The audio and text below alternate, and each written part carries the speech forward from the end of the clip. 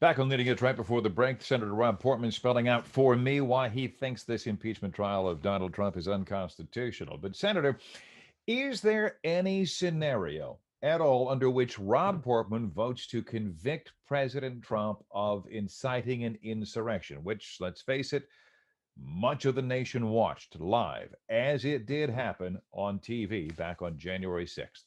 I'm gonna listen. I mean, look, I've made it clear I'm a juror. I have said that I'm going to listen carefully to both sides. My sense is that right now, based on the vote the other day, and by the way, the vote was about whether you table a discussion about the constitutionality, and I don't think we should table it. I think we should have a fulsome discussion about that. And so that was not a hard vote for me, because I do think that ought to be briefed, by both sides. Is this constitutional or not? And, the fact that the Chief Justice of the Supreme Court refused to come and sit on this trial, which, as you recall, he did last time because that's what you do in impeachments. This time he won't because, as he reads the Constitution, he thinks the Chief Justice should only come when it's about the removal of a president. And this president is no longer in office. So it's complicated on the one hand. On the other hand, kind of the practicality of it is, something that we need to grapple with, which is this something we want to have happen in the future? Is it a precedent you want to set where you have a majority party, whether it's Republican or Democrat, reaching back and impeaching and or convicting, in the Senate convicting, a former president? And I think that's a serious question we've got to grapple with. It's a constitutional issue. I get it's a practical application. He's already out of office. I get that. Did President Trump incite an insurrection? He was partly responsible for it, in my view. You have 2 years left to work. You got to get you back to work. What's your number one priority for the people of Ohio in your 2 years remaining? Right now, COVID-19. I mean, I'm very involved in discussions with the White House. I'm disappointed that they have sent a package up without any consultation, despite what the president said in his inaugural address, which I thought was very good.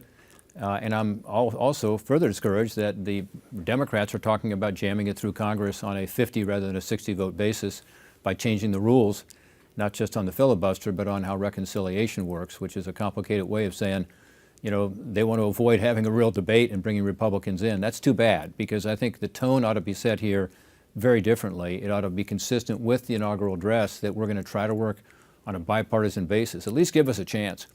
So, as you know, I was part of the bipartisan group to put together the last package. I'm still part of that group. We've now expanded our group a little bit, so we have now, instead of 10 of us, we have 16 of us, 8 Democrats, 8 Republicans. And I think we ought to be given an opportunity to see what we can do.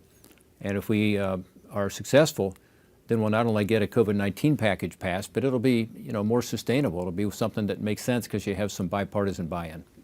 As you leave office, and I know you still got 2 years, do you see, Rob Portman, a path back from the deep partisan abyss in which we find our nation and Washington? How could that ever happen?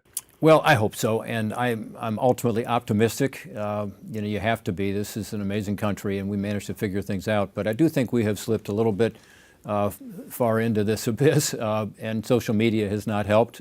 Frankly, the media plays a role here, in my view. You ask me about policy questions, and I answer them, and that's great. But frankly, many of the reporters I deal with only want to talk about controversy, and so the American people, I think, have not been well served by that. I think we need to get back to talking about serious policy differences respectfully and find that common ground. And when people are online having their own views reaffirmed by only watching and listening to one side, whether it's on cable news or online, and same with the other side, it's difficult to find that common ground. So I think we've got a challenge ahead of us. I think we'll figure it out because ultimately I think people want to move forward. Most Americans want to figure out how we can work better together.